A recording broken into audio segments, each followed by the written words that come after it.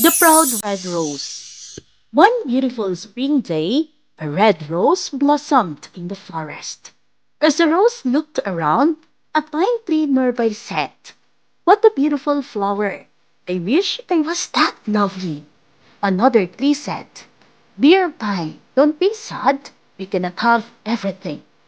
The rose turned and remarked, "It seems that I am the most beautiful flower of this forest."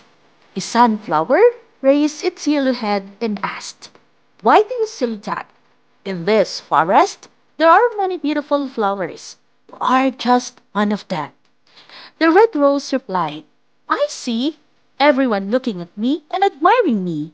Then the rose looked at the cactus and said, "Look at that ugly plant full of thorns." The pine tree said, "Red rose, what kind of talk is this? Who can say what beauty is? You have thorns too." The proud red rose looked angrily at the pine and said, "I thought you had a good taste. You don't know what beauty is at all. You cannot compare my thorns to that of a cactus." What a proud flower, thought the trees.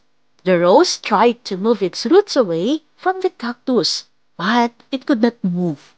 As the days passed, the red rose would look at the cactus and say insulting things like, "This plant is useless. How sorry I am to be its neighbor."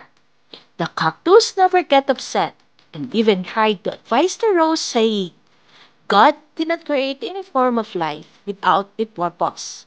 Soon, spring passed and the weather became very warm. Life became very difficult in the forest as there was no rain. The red rose began to wilt.